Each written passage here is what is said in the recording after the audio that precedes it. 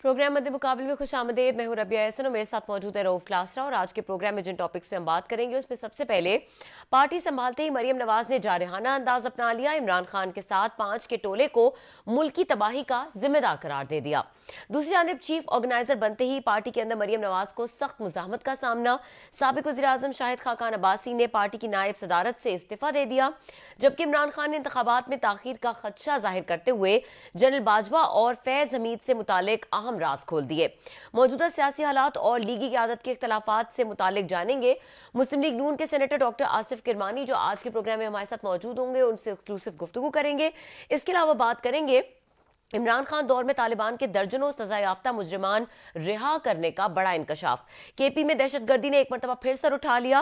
सियासी क़यादत इल्जामात तक महदूद। गरीब आदमी आखिर कब तक जंग का ईंधन बनता रहेगा, इस अहम मौजू के ऊपर भी आज के प्रोग्राम में बात करेंगे। हमारे साथ मौजूद हैं सेनेटर डॉक्टर आसिफ किरमानी साहब, उनको वेलकम करेंगे शो पे। अस्सलाम वालेकुम सेनेटर साहब। जी वालेकुम सलाम, शुक्रिया रबिया बीबी। अच्छा आसिफ साहब, ये बताइए कि आज हमने 3 माह के बाद बीच में काफ़ी अहम सियासी जो है वो मामलात भी पेश आते रहे। मरियम नवाज को दोबारा से सियासी मैदान में प्रैक्टिकली देखा और बड़ा जारहाना उन्होंने अंदाज अपनाया। आज एक उनकी दोबारा से जो एंट्री है, किस तरह से इसको व्यू कर रहे हैं? बिस्मिल्लाहिर्रहमानिर्रहीम, शुक्रिया। गुजारिश ये है कि जैसा आप जानते हैं कि मरियम बीबी को अपने इलाज के सिलसिले में जो पेंडिंग थी उनकी सर्जरी जाना पड़ा। अल्हम्दुलिल्लाह उनकी सर्जरी कामयाब हुई, वापस आई हैं। और चूंकि नवाज शरीफ साहब ने जो पार्टी के कायद हैं और पार्टी की जो रीऑर्गेनाइजेशन है वो उनके जिम्मे लगाई है, और उस सिलसिले में वो आज उन्होंने बहावलपुर से अपनी ये तंजीम साजी का मुहिम का आगाज किया है। और अभी वो पार्टी को ऑर्गेनाइज करेंगी। चूंकि आगे इलेक्शन भी आने वाले हैं तो जरूरत थी कि एक ऐसी फिगर जौन सी है वो पार्टी को कैंपेन में लेकर चले जिसमें लोग जो हैं, हमारे वर्कर्स, सपोर्टर्स जो हैं, वोटर जो हैं, वो मरियम नवाज में नवाज शरीफ को देखते हैं। तो इनका आना बड़ा जरूरी था। और मियां नवाज शरीफ साहब की अदम मौजूदगी में मैं समझता हूँ कि ये पार्टी के लिए काफी मुफीद साबित होगी। जी अच्छा आसिफ साहब, जो मरियम नवाज का कैरिज्मा है या जो इम्पैक्ट है लोगों पर, वो तो आई थिंक अनडिनाइबल है मुस्लिम लीग नून में अगर रिलेटिवली देखें। लेकिन आज ही के दिन हमने देखा कि साबिक वज़ीर आज़म भी रह चुके हैं और पार्टी के अहम ओहदेदार हैं शाहिद खाकान अब्बासी, उन्होंने पार्टी के अपने ओहदे से इस्तीफा दे दिया। इन दोनों का आपस में क्या रेलेवेंस है? देखिए, इस बारे में अब अजीब सुबह से खबरें चल रही हैं। कई चैनल्स पे भी मैंने देखा, कई जगह मैंने सोशल मीडिया पे देखा। कहीं शाहिद साहब के वो स्पोक्स पर्सन है कोई, उन्होंने तो इस पे इन्होंने डिनाई किया है। लेकिन कुछ पार्टी के हल्के कह रहे हैं कि उन्होंने रिजाइन किया है। लेकिन मैं इस बारे में कुछ अभी क्लियर नहीं हूँ। मैं सोच रहा था कि मैं शाहिद साहब से राब्ता करके खुद दरियाफ्त करूँ, लेकिन फिर मैं कुछ मसरूफ रहा, तो आई एम नॉट श्योर कि इसमें कितनी सच्चाई है। चूंकि डिनाइल भी आ रहा है और उसको लोग एक्सेप्ट भी कर रहे हैं। लेकिन मैं जहां तक समझता हूँ कि शाहिद खाकान अब्बासी साहब जो हैं, उनकी पार्टी के लिए बहुत कुर्बानियां हैं उन्होंने, और वो 1980 से इस पार्टी में हैं। और मैं समझता हूँ कि अगर उनको कोई शिकायत हैं, अगर कोई रंजिशें हैं, हो जाती हैं, एक घर में हो जाती हैं, जमात में इख्तलाफ राय होता है, अगर उनकी कोई ऐसी रिजर्वेशंस हैं तो उनको जरूर एड्रेस करना चाहिए। पार्टी की आदत को ये चाहिए। जी अरे सर, बहुत शुक्रिया आपका किरमानी साहब, आपने हमें ज्वाइन किया। इसमें सर 2-3 चीज़ें, अभी नदीम मलिक साहब के प्रोग्राम में ये थे, ये शाहिद खाकान अब्बासी साहब थे, तो उन्होंने ये बातें की हैं कि अब मैं पार्टी का ओहदा कबूल भी नहीं करूँगा, लेकिन मुस्लिम लीग नवाज की टिकट पर मैं इलेक्शन लड़ूंगा। और उन्होंने ये भी कहा है कि मरियम नवाज साहब का चीफ ऑर्गेनाइजर बनने पर मैंने इस्तीफा दे दिया था। ये अभी उन्होंने उस पर टीवी शो में कहा। चलें ये जगह पे सर, अब हमने ये देखा है कि माजी में भी जब ये मरियम नवाज साहब आई एंटर हुई हैं सर, तो ये पार्टी के बहुत सारे लोगों को ये रिजर्वेशन थी। चौधरी निसार अली खान साहब, आपको याद होगा, तो उन्होंने तो बिल्कुल ये बात की थी कि मैं बच्चों के नीचे काम नहीं करूंगा। इससे पहले जावेद हाशमी साहब थे, उन्हें भी पार्टी के साथ प्रॉब्लम हुआ है। शायद खाकान अब्बासी साहब भी सीनियर हैं, उनको भी हो रहे हैं। फिर साद रफीक साहब बात करते रहे। तो क्या वजह है कि पार्टी जो है वो उस तरह एक्सेप्ट नहीं कर पा रही मरियम नवाज साहबा को, जो सीनियर लीडरशिप है, तो वो शायद उनकी अपनी ये रिजर्वेशंस हैं। कोई आपकी रिजर्वेशंस भी हैं या आपके ख्याल में कि मरियम साहबा इज द बेस्ट चॉइस? मैं ये समझता हूँ रऊफ साहब के देखिए, असल चीज होती है कि पब्लिक में एक्सेप्टेंस की। जी अभी खुद मेरी बहन ने फरमाया, रबिया ने, कि जी उनका एक करिश्मा है, और जैसे मैंने अर्ज किया कि लोग उनमें नवाज शरीफ को देखते हैं, और वो उन्होंने जेल भी काटी है, जिद्दोजहद भी की है। और मैं समझता हूँ, देखिए ये कुछ पता नहीं क्यों ये ऐसी एक मिसअंडरस्टैंडिंग सी क्रिएट हो रही है, हालांकि होना नहीं चाहिए, क्योंकि चीफ ऑर्गेनाइजर का जो ओहदा है वो एक कोई मुस्तकिल ओहदा नहीं होता। वो पार्टी के जो सदर हैं और जो कायद हैं नवाज शरीफ साहब, उन्होंने और शहबाज शरीफ साहब ने एक उनको जिम्मेदारी दी है कि आप पार्टी को ऑर्गेनाइज कीजिए। अब वो पार्टी को ऑर्गेनाइज करेंगी, जब पार्टी की ऑर्गेनाइजेशन मुकम्मल हो जाएगी तो मेरा ख्याल है कि फिर वो तो चीफ ऑर्गेनाइजर का ओहदा एज इट इज, वो उसकी जरूरत नहीं रहती है। असल चीज ये है कि जो मुस्लिम लीग नून का जो वोटर है, सपोर्टर है, वर्कर है, वो उनको एक्सेप्ट कर चुका है मरियम नवाज को। और इसमें देखा ये जाता है कि जो पब्लिक में जिसकी पजीराई होती है, जैसे बेनजीर साहिबा थी, उन्होंने भी बहुत मुश्किलात काटी। मैं कोई कंपैरिजन नहीं कर रहा, लेकिन जाहिर है वो भी तकलीफ से गुजरी, वालिद फांसी पे चढ़ा दिए गए, एक स्ट्रगल की, उन्होंने भी जेलें काटी और लोगों ने कबूल किया। इसी तरह मरियम बीबी ने भी बड़ी बहादुरी के साथ, मैं समझता हूं, कि अपनी बीमार मां को छोड़कर आई। नवाज शरीफ के साथ उन्होंने एक झूठे मुकदमे में हम समझते हैं कि जेल काटनी पड़ी उनको, जो जिसकी वो हकदार नहीं थी, और नवाज शरीफ साहब को भी ज्यादती की गई उनके साथ। तो उसके बाद जिस बहादुरी से उन्होंने फिर उस रजीम को ललकारा है, उन्होंने वो तमाम नुमाया नजर आई थी। पाकिस्तान पार्टी की जितनी भी क्यादत मौजूद थी उसमें से वो जरा हटकर नुमाया हो गई, और उन्होंने स्ट्रगल की और लोगों ने उनको एक्सेप्ट कर लिया। तो ये पार्टी के जो वर्कर थे उनकी भी ये डिमांड थी कि जी मरियम जौन सी हैं वो पार्टी को ऑर्गेनाइज करें, और इलेक्शन में जो आने वाले हैं उसमें कैंपेन में वो पार्टी को लीड करें। ये सारे अवामिल थे जिसकी वजह से उनको चीफ ऑर्गेनाइजर लगाया गया। अच्छा, बड़ा आपने तफसील से इस पर रोशनी डाली है, डेमोक्रेटिकली आपने एक जवाब दिया है कि जिसकी आवाम में पजीराई हो, एक्सेप्टेंस हो, तो फिर पार्टियां मजबूर हो जाती हैं उन्हीं को लेकर जाएं। और आप बता रहे हैं कि वहाँ पे आवाम में उनकी मरियम साहिबा की एक्सेप्टेंस है।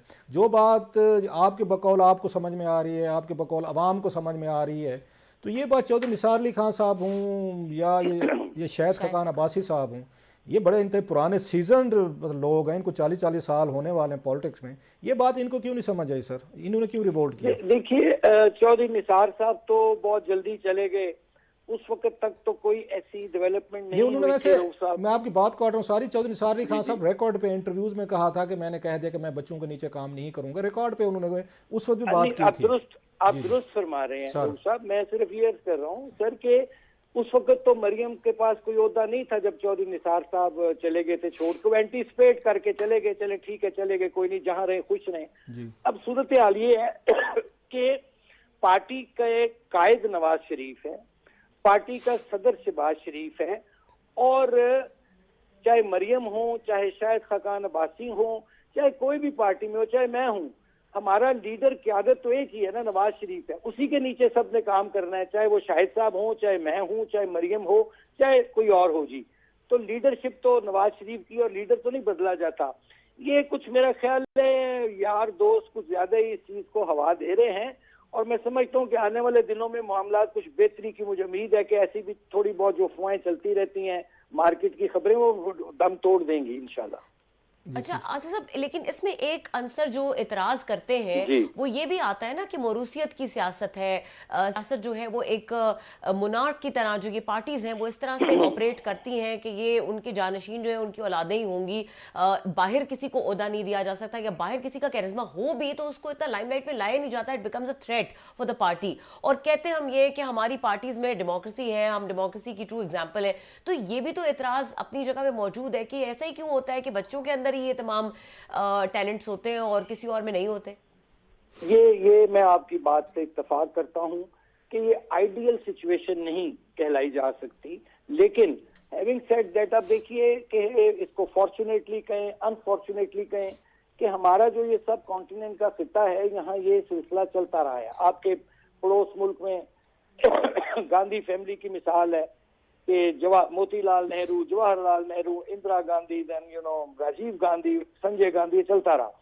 मैं ये नहीं कहता मैं कोई इसकी फेवर में नहीं हूं, लेकिन जब आपके पास कोई मुतबादल अगर है तो वेलकम, और उसका हल मैं समझता हूँ ये है कि इस बहस को एक इस तरीके से भी खत्म मेरी बहन किया जा सकता है कि अब अगर वो चीफ ऑर्गेनाइजर हो गई हैं, उनको पार्टी क़यादत ने नामजद कर दिया है और सीनियर वाइस प्रेसिडेंट वो बन गई हैं, तो इसका बेस्ट ऑफ सोल्यूशन ये होता है कि इसका एक जनरल काउंसिल की मीटिंग बुलाकर उसका इलेक्शन करवा दिया जाए, और उसमें अगर कोई हिस्सा लेना चाहता है उनके मुकाबले में तो मोस्ट वेलकम वो खड़ा हो, और let the people workers counsellors decide कि वो किसको वोट डालते हैं। इसका एक ये भी वे आउट निकाला जा सकता है। लेकिन बड़े सगीर में ये मिसालें आपको मिलेंगी हर जगह, क्योंकि जितनी भी एक कुर्बानियां मैं समझता हूँ मार पड़ी है, जिस तरह मरियम को, जो मैं समझता हूँ उसका कसूर नहीं था, लेकिन उसको एक गैर जरूरी तकलीफ से गुजारा गया, जेल में गुजारा गया, उसको कैदो बंद में गुजारा गया, तज़हीक में सलूक किए गए,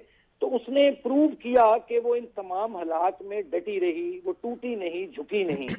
तो इस वजह से उसने लोगों के दिलों में जगह बना ली, और ये अवामिल थे जिसकी बुनियाद पर, और पार्टी के वर्करों की ख्वाहिश भी थी कि वो मरियम को देखना चाहते थे इस जगह। तो उस ख्वाहिश को भी एहतराम करते हुए, मद्देनजर रखते हुए नवाज शरीफ साहब और शहबाज शरीफ साहब ने अपने करीबी रुफका से मशवरा करके उनको ये ओहदा दिया है जी। अच्छा सर, एक और कहा जा रहा है कि आज जब ये मरियम साहबा ने उन्होंने वहाँ पे अपनी अब कैंपेन शुरू की है, तो साथ ही ये पेट्रोल की कीमतें बढ़ी हैं, 35 रुपये बढ़ी हैं, डॉलर का हमारे सामने है, तो बहुत सारे लोग ये भी कह रहे हैं कि पंजाब में वहाँ मरियम नवाज साहबा जो हैं उनका मुकाबला सिर्फ वहाँ इमरान खान साहब से नहीं है, जो करिज्मेटिक हैं, पॉपुलर हैं, ऑलरेडी ज़िमनी इलेक्शन वो जीत चुके हैं, 17 वाला हमने देखा है। तो मरियम साहबा का मुकाबला जो है अपने चचा जो हैं वज़ीर आज़म, उनकी गवर्नेंस से भी है। इनके जो फैसले हैं उनको मरियम साहबा कैसे जस्टिफाई करेंगी? पंजाब में पेट्रोल की कीमतें बढ़ा रहे हैं, डॉलर है, इकॉनमी है, ये मरियम साहबा इतने बड़े फ्रंट पर लड़ सकेंगे कि इमरान खान साहब भी एक साइड पे हैं, दूसरी साइड पे उनके चचा की एक बैड गवर्नेंस भी है सर, वो कम्पीट कर लेंगे? ये रऊफ साहब मोहतरम मेरे, ये यकीनन एक बड़ा अपहिल टास्क है, ये एक मुश्किल टास्क है जो मरियम ने अपने जिम्मे लिया है।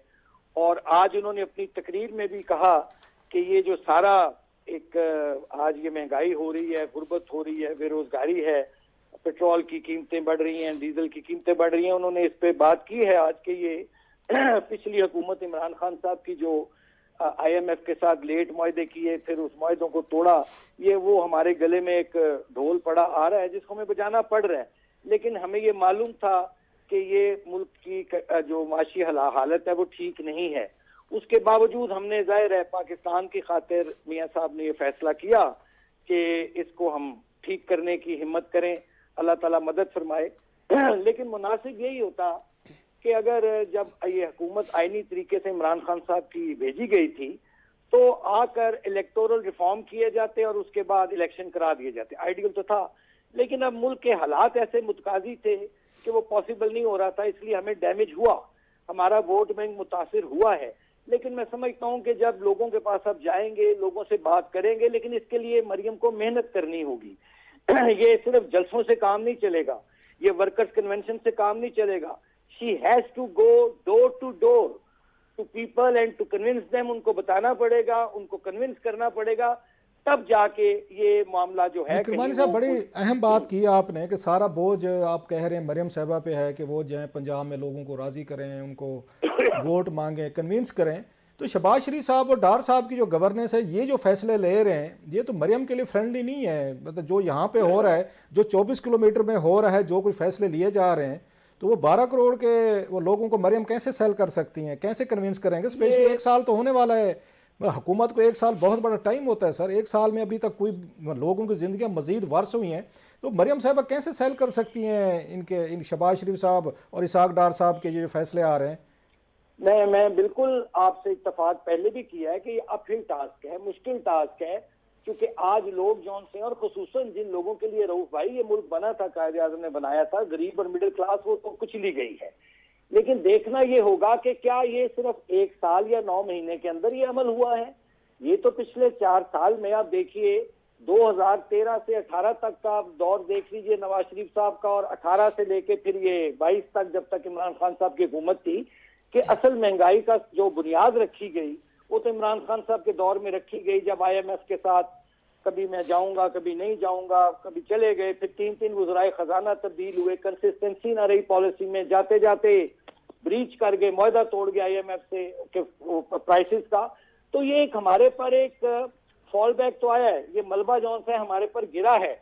और अभी तक हम, सच्ची बात है, मैं ऑनेस्टली स्पीकिंग, कि इसमें अभी तक हम हालात को या लोगों को, मुझे ऐसे कहिए, कि रिलीफ नहीं दे पा रहे, जो जो जो हकदार हैं लोग जिस रिलीफ के। क्योंकि इस मुल्क में रऊफ भाई देखिए, हमेशा अगर कुर्बानी दी है तो वो या मिडिल क्लास ने दी है या गरीब ने दी है, लेकिन अब मिडिल क्लास में और गरीब में कुर्बानी देने की और सकत नहीं है।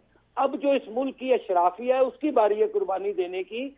और ये मैं बिल्कुल आपसे एग्री करता हूं कि मुश्किल हालात हैं, और जो मरियम को ये टास्क मिला है ये बड़ा मुश्किल है, लेकिन मैं समझता हूं। अच्छा सर, अगर वो मेहनत, जी, आपकी पार्टी के अंदर, आप पार्टी के सीनियर रहनुमा है, बड़ा करीब रहे हैं, उनके स्पोक्स पर्सन रहे हैं मियाँ साहब के, आप माजी में अभी भी सेनेट में बैठे हैं, ये पार्टी के अंदर ये रियलाइजेशन है, कोई पछतावा है, रेग्रेट्स हैं कि हमने ब्लंडर मारा था और हमें हुकूमत नहीं लेनी चाहिए थी, इमरान खान साहब को हमें ये रजीम चेंज नहीं करना चाहिए था? इज देयर एनी रियलाइजेशन, कोई रेग्रेट्स, पशमानी, पछतावा?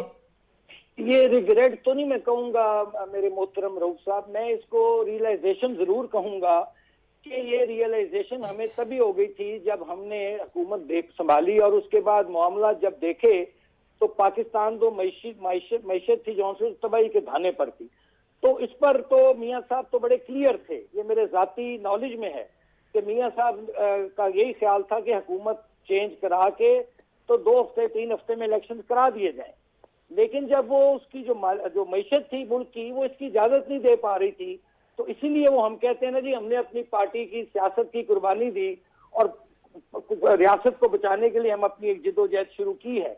लेकिन ये मैं आपसे इत्तेफाक करता हूँ कि ये रियलाइजेशन मौजूद थी, और लेकिन अब क्योंकि हमने ये भारी पत्थर उठा लिया है तो अब इसको चूम कर तो नहीं रखना नीचे। मुल्क है, हमारा मुल्क है, तो हम दिन रात लगाएंगे। अच्छा सर, एक और बात हम देख रहे हैं, बिल्कुल आपकी बातें अपने आपके हिसाब से ठीक होंगी, कि एक तरफ तो इतने बड़े बिग चैलेंजेस हैं, इतना बड़ा आप लोगों ने, जैसे आपने कहा, भारी पत्थर उठाया हुआ है जो उठाया नहीं जा रहा है, इस वक्त मुश्किल है सबके लिए। दूसरी तरफ या मिफ्ता इस्माइल साहब और इसाक डार साहब की महाभारत शुरू हुई है सर, लड़ाई शुरू हुई है। मिफ्ता साहब उनको अटैक कर रहे हैं, पहले डार साहब उन पर अटैक करते थे लंदन से, अब आजकल मिफ्ता साहब ने उन्होंने आके महाज खोला हुआ है।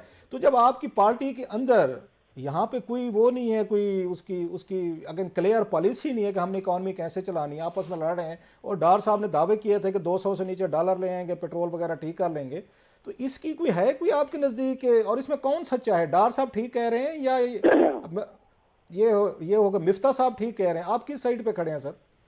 मैं किसी भी साइड पे नहीं खड़ा, मैं रऊफ भाई पाकिस्तान की साइड पे खड़ा हूँ। लेकिन चूंकि आपने ये बात की है तो मैं अर्ज करूं इसमें कि देखिए, मैं ये मुनासिब समझता कि अगर आपस में कोई इख्तलाफात हों तो वो आपस में बैठकर बात करनी चाहिए। अनफॉर्चुनेटली ये जो भी हुआ, ऐसा नहीं होना चाहिए था कि मिफ्ता के और इसाक डार साहब के दरमियान। अब मिफ्ता ने भी, मैं तो कहूंगा, उसने भरपूर अपनी कोशिश की, पाकिस्तान की मैशत को जितनी वो हिम्मत कर सकता था, मेहनत कर सकता था, मैं बिल्कुल उसको कंडेम नहीं करूंगा। और डार साहब ने को भी जिन हालात में मैशत मिली है, जाहिर है डार साहब भी दिन रात कोशिश कर रहे हैं, लेकिन ये है कि ये कोई ओवरनाइट ठीक नहीं होगा सर काम। ये ऑन ऑफ लेकिन बटन नहीं है। जो डार साहब की कोशिशें हैं वो उनको जाती तौर पे तो फायदे दे रही हैं, लेकिन जो उनके क्लेम्स थे, I think it's quite a long time कि जब से उन्होंने ये क्लेम किए और वो आए और उन्होंने क्रिटिसाइज किया और उन्होंने कहा जी यूं नहीं यूं होना चाहिए, तो वो नजर कुछ भी नहीं आ रहा प्रैक्टिकली। चलो नून लीग ने हुकूमत ले ली, मुश्किल हालात में ये रियलाइजेशन होगी, बट ये रियलाइजेशन तो डार साहब को हो गई होगी हुकूमत में आने के बाद कि हालात संभलने वाले हैं या नहीं संभलने वाले। ये तो तजर्बे हो रहे हैं और तजर्बे भी जाती फायदे निकल रहे हैं। जाती फायदे तो मैं नहीं समझता, क्योंकि वो दिन रात डार साहब भी लगे हुए हैं। और मैं समझता हूँ कि देखिए, अब इसमें सूरत हाल ये है ना, रबिया बीबी के बड़े अदब से मैं करता हूँ कि अब हम कर्ज की मैं पी रहे हैं पिछले 75 सालों से। हमें खुद भी तो as a nation, as a कौम सोचना होगा ना, हमें अपने भी मामलात बेहतर करने होंगे, सुधारने होंगे। और हमें ये कब तक हम कर्जों पे जिंदा रहेंगे, कब तक IMF जोन से हमें सांस पहुंचाता रहेगा, आर्टिफिशियल मसनूई तनफुस देता रहेगा। तो उसमें अब ये सूरत हाल, ग्राउंड रियलिटी तो है, हालात आइडियल नहीं है, मुश्किल हालात हैं। गरीब मिडिल क्लास जो सी है वो बहुत मुश्किल में है।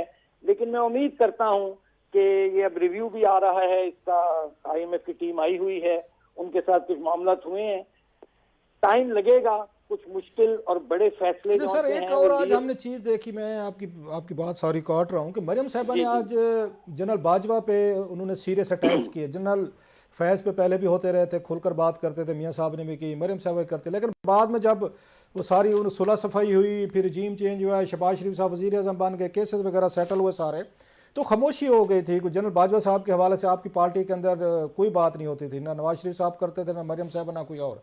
आज फिर उन्होंने वहाँ पे जो 5 का उन्होंने वो बताया है, नेक्सस बताया है, तो जनरल बाजवा पे उन्होंने फिर आज उन्होंने तनकीद की है। तो 1-1.5 साल चुप रहने के बाद समझा जा रहा है कि आपको नैरेटिव की ज़रूरत है एंटी इस्टेब्लिशमेंट की। मौजूदा पे आप बात कर नहीं सकते क्योंकि नए चीफ हैं, नई इस्टेब्लिशमेंट है जो कि इस वक्त पॉलिटिक्स से वैसे दूर है, लिहाजा आपके पास बच बचा के ये रहेगा कि जनरल बाजवा, जनरल फैज़ जो है उनको दोबारा उसमें लाया जाए, पब्लिक तनकीद में लाया जाए। तो इसको आप कैसे व्यू करते हैं कि 1 साल तो खामोशी रही है, बिल्कुल बाजवा साहब वाज द गुड मैन, अचानक वो फिर वो उसमें आ गए हैं, वो नेगेटिव लिस्ट में आ गए हैं सर? मैं इसमें ये समझता हूँ जी कि रऊफ भाई के अब टाइम आ गया है, पाकिस्तान जिस नहज पे पहुंच चुका है जहां इस वक्त खड़ा है पाकिस्तान, कि उस वक्त कौम के सामने अब तमाम हकाइक जो हैं वो रखने चाहिए। अब जल्द रखे कोई बदेर रखे, लेकिन देर आए दुरुस्त आए जो भी है, लेकिन कौम को मालूम होना चाहिए कि अगर आज पाकिस्तान इन माशी मुश्किलात का और एक सियासी अदम इस्तेहकाम का शिकार है, तो उसकी जहां दीगर वजूहात होंगी उसमें जो और वजूहात हैं, जैसे मरियम बीबी ने, जैसे आपने कहा कि उन्होंने कहा है, तो वो जरूर हकाइक बयान जरूर करने चाहिए, कि जो फैक्ट्स हैं वो जरूर बयान करने चाहिए। लोगों को आज तक पाकिस्तान में यही हुआ है कि हमने लोगों को कभी एतमाद में नहीं लिया, लेकिन अब वक्त आ गया है कि लोगों को एतमाद में लिया जाए और तमाम चीजें वाज़ेह होनी चाहिए। इसी सूरत में मैं समझता हूं कि पाकिस्तान के अवाम का एतमाद भी बहाल होगा। और चूंकि इस वक्त देखें, इस वक्त तो लोगों को रोटी के लाले पड़े हुए हैं, तो उनको बताना तो पड़ेगा ना कि पाकिस्तान जो 2018 बड़ा ठीक चल रहा था, मतलब महंगाई भी कंट्रोल थी, रोटी भी, आटे की कीमत भी कंट्रोल थी, चीनी भी मिल रही थी, तो क्या वजूहात हुई जो एकदम आज हम यहाँ इस बहरान सर ये का बात शिकार हो इमरान गए। खान साहब भी कह रहे हैं, जो बात आपने की है 2018 वाली के सब कुछ मिल रहा था, खान साहब कह रहे हैं फरवरी तक सब कुछ ठीक था, डॉलर भी 170-75 पे खड़ा हुआ था, यहाँ पे ग्रोथ भी हो रही थी, तकरीबन ऑलमोस्ट 6% हो रही थी, हम मैनेज भी कर रहे थे, मुल्क को ठीक रास्ते पर लेकर जा रहे थे, चीज़ें ठीक हो रही थी। अचानक आप लोगों ने उनका रजीम चेंज करके सारे का सारा बेड़ा गर्क कर दिया है। तो खान साहब भी तो यही प्ली ले रहे हैं कि जनाब कि मेरे दौर में तो सारी चीज़ें ठीक थी, आप भी कह रहे हैं कि आपके दौर में भी चीज़ें ठीक थी। तो सर ये किसके दौर में चीज़ें ख़राब थी और कैसे ख़राब हुई? आपके अदवार अगर देखे जाए जो आप कह रहे हैं और खान साहब कहते फिर तो सब कुछ ठीक था सर। नहीं, मैं ये तो नहीं बिल्कुल कहूंगा रऊफ भाई कि सब कुछ ठीक था। कंपैरेटिवली स्पीकिंग मैं समझता हूं कि 2013 से 2018 का एक जो टाइम था और फिर 2018 से 21-22 तक का देखिए कि महंगाई में जो एकदम उसका ग्राफ ऊपर गया है, वो 2018 से 19 के बाद ये ऊपर चला गया, ठीक है ना जी। और फिर उसके बाद नेगेटिव भी ग्रोथ हो गई थी। इवन कोरोना से पहले जो जीडीपी थी वो आपकी नेगेटिव में जा चुकी थी। उसके बाद जब कोरोना की आपको फंडिंग हुई, पैसे मिले, तो उससे आपको थोड़ा सहारा मिला। लेकिन चलिए, मैं कहता हूँ इस बहस में नहीं जाते, अब हमने ये करना है। मैं तो ये मेरा मैसेज होता है, मैं जहां भी बात करता हूँ रऊफ भाई, मैं आपके इस फोरम के जरिए भी अर्ज करना चाहूंगा कि प्लीज प्लीज पॉलिटिक्स को छोड़ दें थोड़ी देर के लिए, सब मिलकर बैठें, जितने स्टेक होल्डर्स हैं, क्योंकि ये मुल्क हमारा बड़ा कीमती मुल्क है। ये सर वो कहते हैं पॉलिटिक्स छोड़ दे तो लोग वोट नहीं देते, वो कहते हैं कंसेंसस कराना हमारा काम नहीं, हमारा काम कन्फ्रंटेशन है, डिवीजन है, एक दूसरे पे हमले करके लोगों को बताने मैं अच्छा हूँ वो बुरा हूँ। सियासत तो वो कहते हैं चलती इसी पे पाकिस्तान जैसे मुल्कों में। कन्फ्रंटेशन की पॉलिटिक्स रऊफ भाई, उसने पाकिस्तान को माजी में भी नुकसान दिया है, मुल्क दो लख्त हुआ है। कन्फ्रंटेशन की पोलराइजेशन जो सी है ये खत्म करनी होगी। लोग फिर वोट नहीं डालते ना, लोग फिर नहीं, वोट भी मिल जाएगा, वोट भी रऊफ भाई मिल जाएगा। पहले पाकिस्तान को पैरों पे तो खड़ा करना पड़ेगा ना, असल टास्क ये है। इसके लिए मैं कहता हूं कि एक इकोनॉमिक चार्टर के लिए तमाम लोग बैठ जाएं, पॉलिटिक्स करते रहें, लेकिन पॉलिटिक्स जो सी है वो करें फॉर द पीपल, मुल्क के लिए करें। ये जो सिलसिला शुरू हो गया ना कि इल्जामात जवाबी इल्जामात, गालम गलोच, ये बहुत नुकसान पहुंचा रही है जी पाकिस्तान को। और उसने आपको लगता पहुंचाया है है। पंजाब के इलेक्शन में सर ये गालम गलोच ये बढ़ेगी दोनों साइड से? इमरान खान साहब ने भी अभी जलसे करने हैं, मरियम साहब भी अग्रेसिव हैं, वो भी 5 लोगों का उन्होंने भी बयान बनाया हुआ है, खान साहब की अपनी है। तो इस दफ़ा ये कहा जा रहा है कि पंजाब में तो बहुत बड़ी महाभारत लड़ी जाएगी दोनों अतराफ से। आपको लग रहा है कि इस दफ़ा फायर वर्क बहुत बड़े पैमाने पे होगा ये इलेक्शन में? मेरी तो बहुत कुछ मेरी स्टेज मेरी पे है। मेरी तो दुआ है कि अल्लाह ताला खैर खैरियत से सब कुछ रखे और ये कोई फायरवर्क्स भी ना हो और एक मैं वर्बल बात ज़ाब्ता कर रहा हूँ सर, मैं वर्बल जबानी फायर वर्क की बात की है सर, मतलब वो जो मैं अटैक्स वही होते अर्ज हैं। कर रहा हूँ जी, वही जो आपका मतलब है, मैं समझ रहा हूँ सर कि मेरी तो दुआ है कि बड़े अमन से पुरअमन तरीके से देखिए ना। अब ये पेशावर में जो हुआ है दिलखराश वाकया जी और सिक्योरिटी की क्या सूरत हाल है, तो ये इस मुल्क में को मुझे लगता है अल्लाह ताला हमसे नाराज है। हमें अपने जरा करतूत भी ठीक करने चाहिए। मैं अपने से शुरू करूं, मैं अपनी बात करता हूं कि क्या मैंने एक जिम्मेदार शहरी होने का सबूत दिया आज तक? अगर यही प्रिंसिपल हमारे सारे पॉलिटिशियन अब पर लागू करें तो मैं समझता हूं मुल्क के लिए बैठ जाएं, सर जोड़ें, बाकी सियासत भी करें, जरूर करें, लेकिन ये पोलराइजेशन की सियासत, ये गालम गलोच की इल्जामात की सियासत, ये फायरी सियासत, इसका कोई हल फायदा नहीं बहुत निकलेगा। शुक्रिया मैं सर, कहता हूँ बहुत शुक्रिया किरमानी साहब, आपने बड़ा तफसील से हमसे बात की। Thank you very much sir. Asif Kirmani साहब हमारे साथ मौजूद थे, एक्सक्लूसिव गुफ्तगू कर रहे थे और ब्रेक का वक्त हो रहा है। ब्रेक के बाद इसी मामलात पर थोड़ी सी गुफ्तगू आगे बढ़ाएंगे और फिर जो तालिबान इमरान खान दौर में रिहा किए गए उसके ऊपर बात करेंगे कि उससे जुड़े हुए इंकशाफात क्या हैं। इस ब्रेक के बाद हमारे साथ रहिए। Welcome back. क्लासेस साहब, जो पेशावर का अनफॉर्चुनेट वाकया हुआ और उसके बाद से जिस तरह से सियासी क़यादतें जो हैं वो ब्लेम गेम भी कर रही हैं और किसी हद तक उसमें कुछ बातें जो हैं वो लॉजिकल रीजनिंग भी क्रिएट कर रही हैं। हमारे साथ कामरान यूसुफ साहब मौजूद हैं, सीनियर सहाफ़ी हैं और उनका बड़ा इस पे जो है ना कहना चाहिए इन डेप्थ एनालिसिस होता है इन चीज़ों के ऊपर। डिफेंस और फॉरेन ऑफिस पे इन डेप्थ एनालिसिस देते हैं हमेशा। कामरान से बेहतर मेरा ख्याल है रिपोर्टिंग और इस वक्त एनालिसिस कोई नहीं कर तो रहा। Sir over to you. जी बहुत शुक्रिया आपका कामरान भाई, बहुत शुक्रिया आपने हमें ज्वाइन किया सर, थैंक यू। जी बहुत शुक्रिया क्लास। अच्छा सर, आप भी सुन रहे होंगे, आप क्योंकि डिफेंस को बड़े अरसे से रिपोर्ट करते रहे हैं, फॉरेन ऑफिस को करते हैं, दोनों इंटरलिंक्ड हैं। इस खबर को आपने कैसे वो व्यू किया है कि जो अभी ये इंकशाफात सामने आ रहे हैं, क्योंकि हमारी मेमोरीज बड़ी कमज़ोर हैं, लैप्सेस हो जाते हैं, भूल जाते हैं, रोज़ाना को नई यहाँ पे आपको पता है जंग छिड़ी हुई होती है कि अब ये खबरें आ रही हैं कि इन्होंने यहाँ पे इमरान खान साहब के दौर में जिन उसमें तालिबान के लीडरान शामिल थे, जिनको डेथ पेनल्टीज तक दी गई थी अदालती ये प्रोसेस के बाद, उनको प्रेसिडेंट आरिफ अलवी साहब ने उनको पार्डन कर दिया था। और प्लस इमरान खान साहब भी कह रहे हैं, दीगर लोग भी कह रहे हैं कि उस वक्त की जो हमारी वो ट्रैकर थी उसमें आर्मी चीफ थे उस वक्त के जनरल बाजवा, जनरल फैज़ साहब और प्लस खान साहब, तो ये सेम पेज पे थे। इन्होंने कहा अफगानिस्तान से हम कोई 30-35 हज़ार जंगजू उनकी फैमिली जो है ना पाकिस्तान ले आते हैं, उनको सेटल करते हैं। आप जरा इस पे रोशनी डालेंगे, ये कैसे फैसले हुए और ये वाकई इस तरह की चीज़ें हुई हैं या ये गॉसिप्स हैं? ये नहीं, मेरे ख्याल में जहां तक पार्डन करने वाला बात है एग्जैक्टली तो मुझे ये तो नहीं पता कि जिनको किसी को डेथ पेनल्टी हुई थी, बट एटलीस्ट 2 लोगों का हामिद मीर साहब के प्रोग्राम में मैं सुन रहा था, मुस्लिम खान साहब थे, एक और थे। जी जी मुस्लिम खान आपको पता होगा जब स्वात में तालिबान आए थे तो उनके बड़े तर्जुमान थे, उनका पब्लिक नॉन फेस थे। ये तो बिल्कुल पता था कि उनको पार्डन किया गया है, उनको छोड़ा भी गया है, रिहा भी किया गया है। और उसके अलावा ये उस वक्त भी खबरें आती रही कि 100 के करीब ऐसे लोग थे जब टीटीपी ने सीज फायर की थी। तो जाहिर है कि सीज फायर उन्होंने ऐसे तो नहीं की ना, उन्होंने उसके बदले अपने लोग रिहा करवाए थे।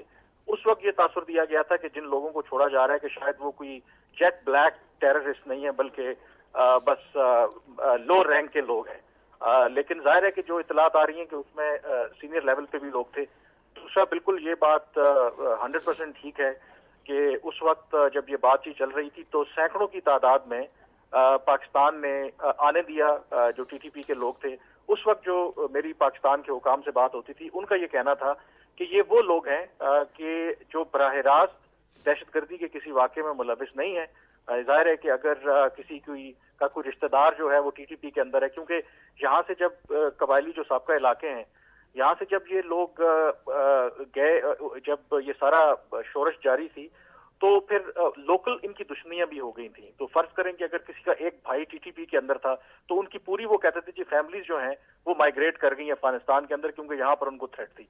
तो तासुर ये दिया गया कि जो लोग वापस आ रहे हैं असल में वो जेट ब्लैक टेररिस्ट नहीं है या उनके खिलाफ बराह रास्त कोई ऐसा इल्जाम नहीं है कि उन्होंने दहशतगर्दी के वाकयात में मुलविस रहे हो। लेकिन बाद में मेरे ख्याल में ये चीजें अब खुल रही हैं कि ना सिर्फ वो हार्डकोर मिलिटेंट्स थे, दहशतगर्द थे, बल्कि तय तो ये हुआ था कि वो बगैर हथियारों के आएंगे और वो हथियारों के साथ वापस आए। तो ये बात बिल्कुल ठीक है और ये फैसले यू आर एब्सोल्युटली राइट कि ट्राइका जो है जनरल बाजवा, जनरल फैज और इमरान खान लिया करते थे। और ये मुझे इस बात पे आज भी मैं उस वक्त भी डिस्कस करता था, अगर आपको याद होगा, इमेजेस होंगे कि नेशनल सिक्योरिटी की कमेटी की मीटिंग बहुत कम हुआ करती थी। ये लॉन में बैठ के तीनों साहिबान जो है पाकिस्तान के मुस्तकबिल के फैसले किया करते थे और उसका शायद कोई मेरे ख्याल में कोई डॉक्यूमेंट्री एविडेंस भी नहीं है, शायद इसीलिए करते थे। तो इसको भी देखने की जरूरत है कि जरूरी नहीं है कि आप मुल्क के प्राइम मिनिस्टर बन गए हैं या आर्मी चीफ बन गए हैं या DGIS आए हैं तो आप बैठ के जो मर्जी फैसले करते रहे और उसका कोई रिकॉर्ड भी मौजूद ना हो। तो तीनों ये लॉन में बैठ के फैसले किया करते थे। ये उसी दौर की बात है जब ये कर रहे थे। अब जाहिर है कि मैं उनकी नीयत पे शक नहीं करना चाहता कि ठीक है, हो सकता है कि उन्होंने सोचा हो कि इससे एक लॉजिकल कंक्लूजन हो जाए, लेकिन उसका कोई इंस्टीट्यूशनल मैकेनिज्म होना चाहिए था ना। आज वो फैसला हमारे मुंह को आ रहा है। जी, ये अभी आपने जैसे बताया कि कुछ इसमें फैमिलीज भी थी, तो खान साहब का भी जो तकरीर में से क्लिप चल रहा है तो वो तो खुद कह रहे हैं कि 5 से कोई 8,000 के करीब जो जंग जो थे, मतलब ट्रेन, मतलब है वो क्या कहते हैं, मतलब बैटर हार्डन लोग थे जो जंग लड़े हैं बाकायदा अफगानिस्तान में, उनके साथ फैमिलीज थी। तो 5 से 8,000 लोग अगर आ जाएं, ये तो अगर मतलब उनको कैसे सेटल करना था, जिन्होंने जंग लड़ी हुई हो तो वो कोई आगे रेडी वगैरह तो नहीं लगाएंगे, कोई आगे मजदूरी तो नहीं करेंगे। अपना एक माइंड सेट आपका बन जाता है ना, आपका एक आपकी आइडियालॉजी हो जाती है। आप आइडियालॉजी के लिए इतना रिस्क लेकर अफगानिस्तान गए थे तो वापस आके तो आपने नहीं बैठना था। आप अगेन उस प्लान का कोई पता नहीं है, रीसेटलमेंट से इनकी क्या मुराद थी। एक दूसरा आपको याद होगा कि यहाँ पे मेरा ख्याल है इसमें KP में 2-3 दफ़ा जेल ब्रेक्स हुए थे जिसमें तालिबान जो हैं वो थे उसमें डिटेन थे। तो ये भी पिछले अतवार में हमने देखा है कि शायद उस वक्त भी कोलिजन वगैरह की गई थी कि जेल ब्रेक करें अपने बंदे जो हैं। मेरा ख्याल डेरा इस्माइल खान में हुआ था अगर मैं गलत नहीं कह रहा था। तो माजी में तो इस तरह की चीज़ें भी की गई हैं वहाँ पे। जी बिल्कुल, आप ठीक कह रहे हैं और ये इसीलिए इस पर काफी शकूक व शुबात उठते हैं। और जो सबसे इम्पोर्टेंट इसमें एलिमेंट था ना, जिन लोगों को इन्होंने वापस आने दिया वो दहशतगर्द थे या उनकी फैमिलीज थी, उनको रीसेटल करना था, वो नीचे लेवल पर वो चीजें कम्युनिकेट नहीं हुई थी कि जो KP की पुलिस थी या वहां पे जो सिक्योरिटी एहलकार थे। तो वहां पर ये हुआ कि जब ये लोग वापस आ रहे थे उधर इनको हम खुद आने दे रहे थे, लेकिन निचली सतह पर लोगों को पता ही नहीं था, जो मकामी इंतजामिया थी, और वहां पर कुछ कंफ्यूजन हुई, कुछ झड़पें भी हुई इनकी आपस में। तो ये एक बहुत बड़ा मेरे ख्याल में इसके हवाले से पाकिस्तान में अजीब ही मुल्क है। हम अकाउंटेबिलिटी नहीं करते इस हवाले से। आई थिंक बड़ा डिटेल जो है, बेशक मौजूदा पार्लियामेंट तो खैर ये है ही लूली लंगड़ी, या जो भी आए इस पर सवाल तो जरूर होना चाहिए कि आखिर ये जो फैसले लिए गए थे, ये जो लोग वापस आए हैं तो किस बुनियाद पर आए थे, और अगर आए भी थे तो क्या एक कोई प्रॉपर मैकेनिज्म था, आप क्या कैसे उनको आपने उनकी मेन स्ट्रीमिंग करनी थी। तो मेरे ख्याल में इसमें काफी कमरान हमने एक और देखा है पिछले कुछ अरसे में कि सवात, मालाकांड, इधर नॉर्थ वजीरिस्तान वगैरह बड़े बड़े लोगों ने जुलूस निकाले हैं, जब क्योंकि पहले तो साइलेंटली है, किसी को पता नहीं चला कि आ रहे हैं, बाढ़ शाड़ काटी, उन्हें कहा जी हैं जी गुजर जाएं, निकल जाएं यहाँ से, वो आ गए। अब यकदम जब वहाँ पे उन इलाकों में कोई ट्रबल आना शुरू हुई, आपने देखा नकाबपोश फिर दोबारा नमूदार होना शुरू हुए, तो उस वक्त वहाँ पे हज़ारों की तादाद में लोग निकले। अब ये वो लोग हैं मोस्टली जो KPK में उनके उसके तरीके इंसाफ के सबसे बड़े वो हैं, वो वोटर्स हैं, सपोर्टर्स हैं, उन्होंने वोट दिया, हुकूमतें बनाई हैं। तो यहाँ पे इमरान खान साहब जो फैसले कर रहे थे ट्रैका के साथ बैठ के, आर्मी चीफ DGISI के साथ उस वक्त के, तो खान साहब को नहीं पता था कि उनके हल्के के लोग जो हैं या वहाँ पे जो उनके सपोर्टर हैं वो तो ये नहीं चाहते कि वापस आएँ, सेटलमेंट हों और दोबारा दुश्मन उनके रिवाइव हों। तो आज वो किसको ब्लेम करेंगे, ये सवात और बालाकांड या नॉर्थ वजीरिस्तान के लोग? हुम विल दे ब्लेम? वो तो उनके अपनी पार्टी के उस वक्त बैठे थे, प्राइम मिनिस्टर बैठे थे, उन्हीं ने उनको अलाउ किया, उन्होंने वहाँ पे कहा कि जी आएँ, आप तशरीफ ले आएँ। बिल्कुल आप सही कह रहे हैं। और ये जो लोग वहां पर स्वात में भी और बाकी जगहों पे भी निकले, वो इसलिए निकले क्योंकि आपको पता है कि दहशतगर्दी के खिलाफ इन लोगों ने बड़ी भारी कीमत अदा की है। वो कैसे की है? यहाँ पे मिलियंस की तादाद में लोग डिस्प्लेस हुए हैं, और जिस तरह की कार्रवाइयां इन दहशतगर्द तंजीमों ने वहां पे की, तो वहां पे मकामी आबादी तो नहीं चाहती थी कि दोबारा उनके कारोबार तबाह हो, दोबारा उनके जो कारोबार जिंदगी है या उनकी लाइफ मुतासर हो। और ये वाकई आप इसमें कोई शक नहीं है कि ये KP में जो सब कुछ हुआ, और ये ब्लेम नहीं कर सकते किसी और को।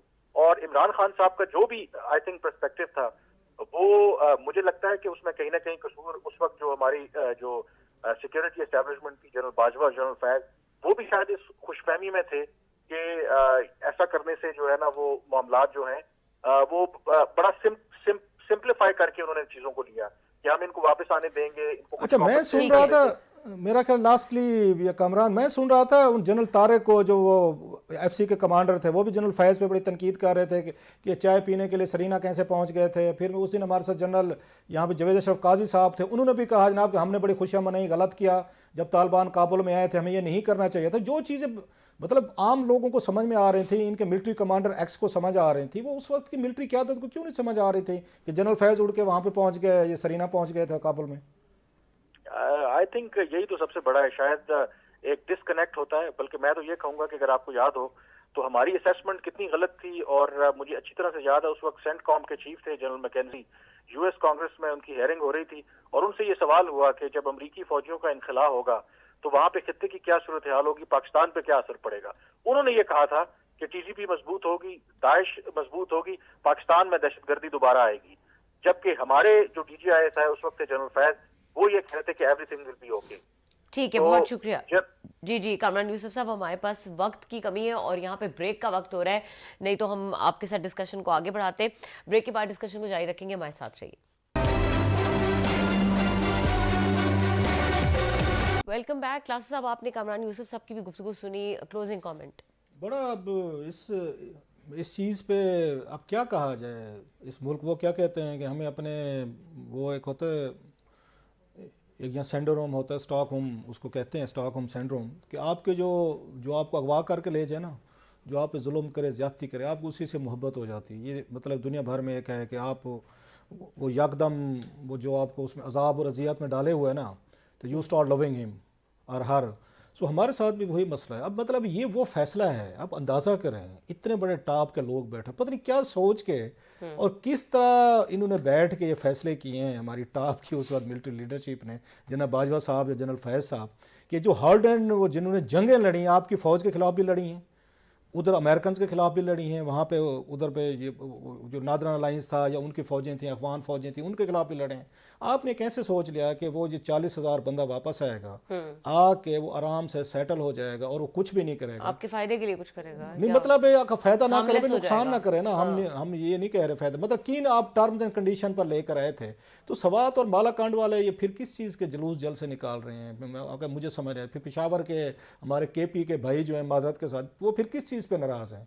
ये तो आपकी हुकूमत ने फैसला किया था, जिसको आप लोग अपने वोटों से लेकर आए। जमहूरियत में तो फिर यही होता है कि प्राइम मिनिस्टर थाट, जो आपके सबसे फेवरेट प्राइम मिनिस्टर हैं, कि वो जी मुल्क के मफादात को पहले रखते हैं। तो इमरान खान साहब से पूछा जाए कि कौन सा मफाद था कि अब 40,000 बंदा जो है, मतलब 8-10 हज़ार जंगजू, ये पूरी बटालियन बनती है, और ये जंगजू हैं, ये आम, और उसमें मुश्किल टेरेन में लड़के आए हुए हैं वो सारे, उनको ला रहे हैं। ये अगेन ये मुहैदे तो पब्लिक होने चाहिए कि कौन सी गारंटीज थी, कौन से आपने बैठ के उस पे उनसे गारंटीज लेके उनको ले आए, ग्राउंड से जिसके ऊपर आपने ये फैसले किए और बाद में ये फैसले और आप जो उसके है वो इम्प्लीकेशन जो है, मतलब 100 फैमिली आपकी, उन्होंने दोबारा आप पे अटैक शुरू कर दिया। क्लास साहब, प्रोग्राम का वक्त खत्म हो गया, इसलिए आपकी बात काटनी पड़ी है। प्रोग्राम देखने के लिए शुक्रिया, इजाजत दीजिए, अल्लाह हाफिज।